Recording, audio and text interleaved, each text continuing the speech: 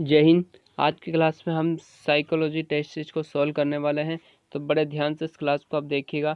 जो भी फैक्ट आपको नया लगे उसको अपनी नोटबुक में नोट करते चलेगा, ताकि अपनी जो तैयारी है वो एकदम बेहतरीन हो सके साथियों। चलेगा। आज का पहला प्रश्न आपके सामने यह रहा कि किसी क्रिया को बार बार दोहराने से उसका संबंध दृढ़ हो जाता है। बार बार दोहराने से थोंडाई के किस नियम पर आधारित है?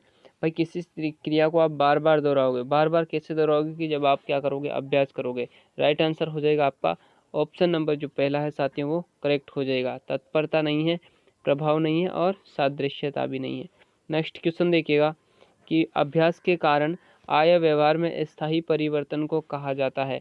अधिगम, अनुक्रिया, अभिप्रेरणा या फिर अधिगम अक्षमता। तो भाई, अभ्यास के कारण वे अभ्यास प्रशिक्षण है ना, इनके कारण आए व्यवहार में स्थायी परिवर्तन को साथियों कहा जाता है अधिगम। क्या कहा जाता है? अधिगम। राइट जो आंसर हो जाएगा वो हो जाएगा ऑप्शन नंबर ए।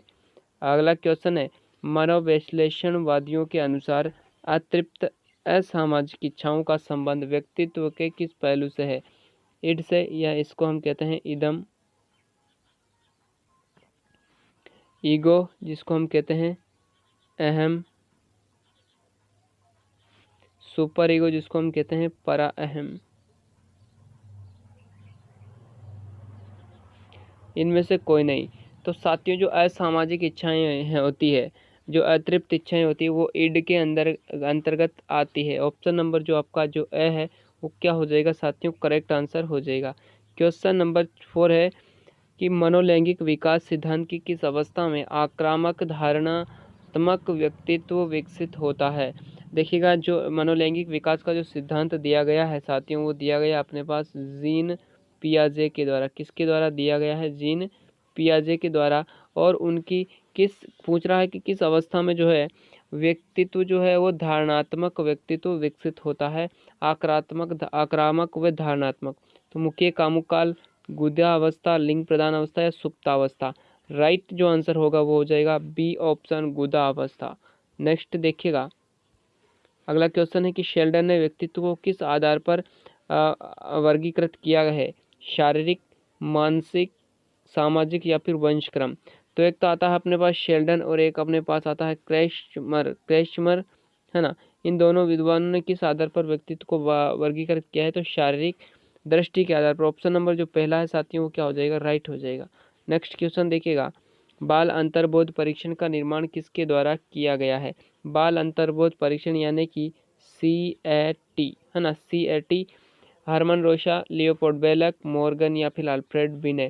तो CAT यानी कि चाइल्ड एप्रेसेप्शन टेस्ट का जो निर्माण किया गया लियोपोल्ड बेलक के द्वारा। कब किया गया है? तो 1948 में 3 से 11 वर्ष के बालकों के लिए। और इसमें होता है जानवरों के चित्र होते हैं और कार्ड कितने होते हैं? 10 होते हैं। राइट आंसर आपका क्या हो जाएगा? बी हो जाएगा। नेक्स्ट देखिएगा, एक छोटा बालक जिसे उसके एक साथी ने पीटा है, घर लौटने पर उसके छोटे भाई को पीटने लग जाता है। ये बालक जो प्रतिरक्षा युक्ति उपयोग कर रहा है क्या कहलाती है? देखिएगा भाई साहब, ये क्या कहलाती है? विस्थापन है, उदात्तीकरण है, प्रक्षेपण है या दमन है? राइट जो आंसर हो जाएगा वो हो जाएगा प्रक्षेपण, सॉरी विस्थापन। राइट आंसर क्या हो जाएगा? ऑप्शन नंबर जो पहला है साथियों वो राइट आंसर हो जाएगा। अगला क्वेश्चन देखिएगा, व्यक्तित्व का ए प्रकार किसने प्रस्तावित किया? ऑप्शन पहला यहाँ पर है वुडवर्थ, फ्रेडमैन, रोजनमैन, पाइनेमटेलर, एटकिंसन।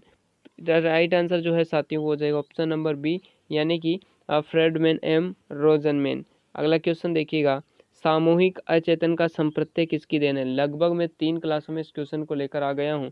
अब तो आपको याद हो ही गया होगा कि जो सामूहिक अचेतन का जो संप्रत्यय दिया गया है वो किसके द्वारा दिया गया है साथियों? युंग के द्वारा। राइट आंसर आपका क्या हो जाएगा? डी आपका राइट आंसर हो जाएगा।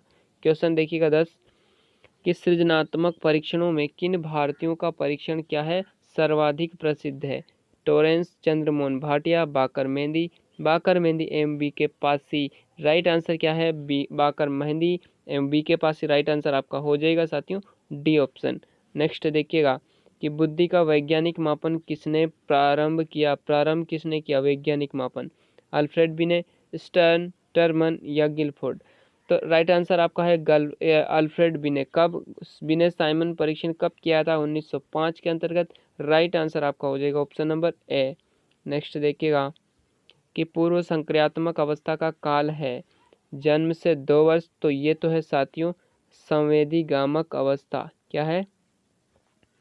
संवेदीगामक अवस्था के अंतर्गत इसका काल है। पूर्व संक्रियात्मक आपका आ जाएगा 2 से लेकर 7 वर्ष। आपका जो राइट आंसर है साथियों वो क्या हो जाएगा? बी ऑप्शन राइट हो जाएगा।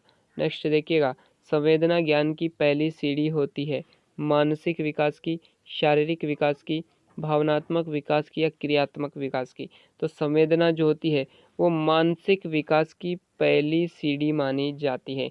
राइट आंसर क्या है साथियों? आपका राइट आंसर हो जाएगा ऑप्शन नंबर ए।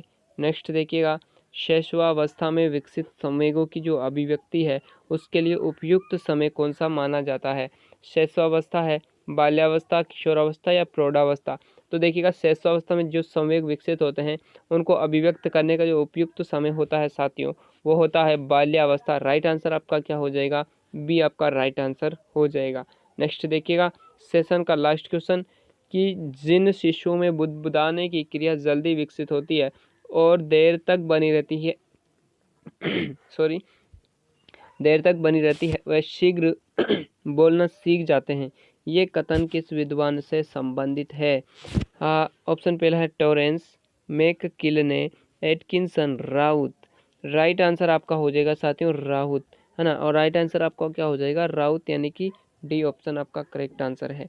तो ये थी आज की क्लास साथियों। उम्मीद करता हूँ आज की क्लास आपको पसंद आई होगी। मुझे आज का सेशन आपको कैसा लगा कमेंट बॉक्स के माध्यम से ज़रूर बता के जाना। चलेगा मित्रों, मिलते हैं नेक्स्ट सेशन में। आज के लिए इतना ही, धन्यवाद।